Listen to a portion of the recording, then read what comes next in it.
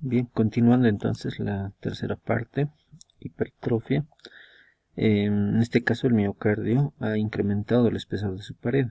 Cada una de las unidades, fibras musculares, células musculares ha aumentado su componente intracelular, ha aumentado de tamaño. Secundariamente a ello, el tejido miocárdico y el corazón han aumentado de tamaño como consecuencia del aumento individual de cada una de las células en cuanto a sus componentes intracelulares. Eso tiene que quedar bien en claro, puesto que un corazón podría aumentar de tamaño por infiltración de proteínas, de grasa, de otras sustancias. Entonces, no necesariamente un corazón agrandado significa que sea hipertrófico, ¿de acuerdo?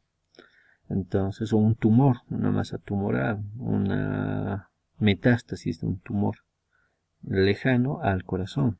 Un poco raro, pero podría pasar. Bien, entonces hay que diferenciar esa situación.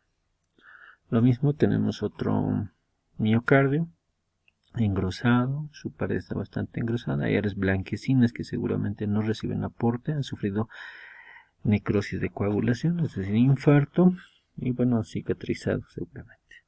Esta hipertrofia se llama concéntrica, puesto que reduce la luz de la cavidad ventricular izquierda, no se llena suficientemente y no puede generar un buen gasto cardíaco. Es una hipertrofia patológica porque genera bajo gasto cardíaco.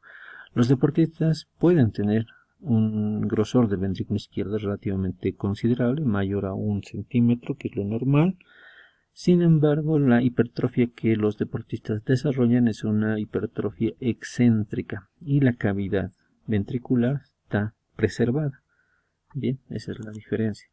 Fuera de ello, pueden en una hipertrofia fisiológica compensatoria de los deportistas aumentar incluso por la buena oxigenación que hacen, aumentar los vasos sanguíneos que irrigan a las fibras musculares aumentadas de tamaño. Bien, aquí podemos ver un corte histológico de fibras musculares transversales, en este caso es músculo esquelético, cada uno tiene un diámetro dado, pero en condiciones normales, pues, en condiciones de hipertrofia, aumentan el tamaño de las fibras musculares aquí hay un aumento en su diámetro por mayor contenido de unidades o de fibras de proteínas contráctiles. Otro ejemplo de hipertrofia ventricular izquierda, bien, uno normal, el comparativo con uno hipertrófico.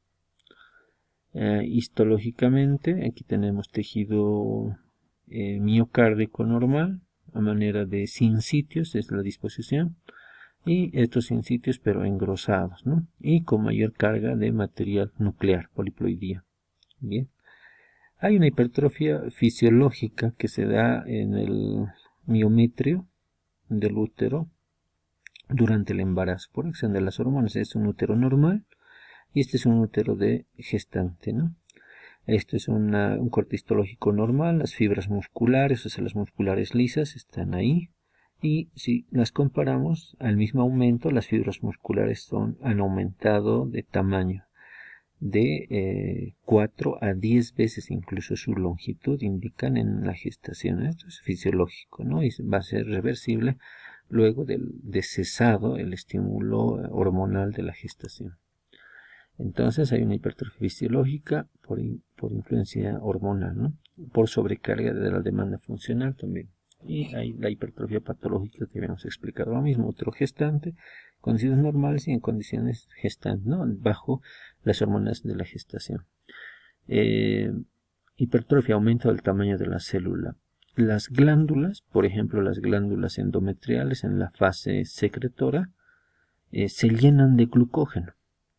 Al principio, en la fase proliferativa, no tienen glucógeno, pero en la fase secretora tienen glucógeno. Y a eso también es hipertrofia, porque han aumentado el tamaño de la célula, porque han aumentado glucógeno en su espacio, en su citoplasma. Bien. Igual pasa con las glándulas mamarias, por ejemplo. Bien. Hay hiperplasia y hay hipertrofia. Bien, otro ejemplo aquí es obesidad mórbida. Aquí podemos ver células adiposas aumentadas de tamaño, pero también aumentadas en número. Es ambos, en este caso la obesidad mórbida, aquí son secciones del brazo, por ejemplo, en condiciones normales, en plano muscular, grasa, pero en una obesidad mórbida vean lo grueso que llega a ser el celular subcutáneo por aumento del tamaño de cada una de las células adiposas, hipertrofia, pero también aumento en el número de células. Hiperplasia. Justamente, hablando de hiperplasia, se define como el aumento en el número de las células y fundamentalmente se debe a estímulo de hormonas o sustancias que van a favorecer ese aumento, ¿no? El aumento en este caso es el número de células. Entonces son células que tienen la capacidad de dividirse, de entrar en el ciclo celular. Esas pueden responder de esa manera. Epitelios, músculo incluso, ¿no? Liso. El músculo liso es el que va a ser ello. Por ejemplo, hiperplasia fisiológica de la mama. Esta es una mama en condiciones normales. Podemos ver ductos, podemos ver acinos, ¿de acuerdo? Y estroma. Bueno, para la lactancia, por estímulo hormonal, entonces aumenta el número de células de los acinos. Entonces se forman muchos más acinos. Se ha aumentado el número de células, hiperplasia de los acinos por estímulo hormonal. Si no hubiera el estímulo hormonal, no hubiera esa hiperplasia. Eso tenemos que tomar muy en cuenta. La hiperplasia se va a detener si es que no hay estímulo hormonal y se va a dar gracias al estímulo hormonal. Entonces es dependiente del estímulo hormonal. Lo mismo pasa en el endometrio. Aquí podemos ver cavidad uterina en un útero abierto longitudinalmente y podemos ver masas polipoides, estas, ¿no? Histológicamente esta es la masa polipoide y está formada por más glándulas, mayor número de células que han formado más glándulas que están representando esta hiperplasia del endometrio. Bien, esto es en condiciones patológicas, es excesivo. Hiperplasia nodular de próstata, igual por estímulo hormonal en el varón, el estroma, que es fibroso, fibromuscular, y las glándulas prostáticas, los dos, aumentan en el número de células, tanto del estroma, tanto del epitelio. Aumentan las glándulas, aumentan el tejido fibroso y tanto aumentan que forman masas nodulares. De ahí el nombre de hiperplasia nodular de próstata. Es la lesión, trastorno más frecuente a medida que va avanzando el hombre en años, ¿no? A partir de 60, 65 años. Y empieza alrededor de la uretra, aquí. Forma nódulos y lo primero que obstruye es la uretra, dificultando el vaciamiento vesical. Aquí podemos ver histológicamente la luz de la uretra prostática y los nódulos grandes donde prolifera estroma y prolifera glándulas, ¿no? Aumento en el número de células, hiperplasia. Hiperplasia nodular prostática, lo mismo, vejiga normal, debajo de la vejiga próstata, uretra prostática, verumontanum, y una hiperplasia prostática nodular, sus nódulos que están deformando, incluso protruyendo hacia la vejiga, hacia la luz. La uretra está estenosada, la vejiga tiene que hacer mayor fuerza de contracción muscular, el músculo detrusor de la vejiga debe realizar mayor fuerza de contracción muscular y para ello tiene que adaptarse. Y se adapta como haciendo hipertrofia. Y también, como es músculo liso, también puede haber hiperplasia. El músculo liso, a diferencia del resto de grupos musculares, puede aumentar en el número, puede dividirse, puede entrar en el ciclo celular. Tanto se hipertrofia las fibras del músculo de la vejiga que forman gruesos haces trabeculares, vesícula trabeculada, vejiga de esfuerzo también se llama.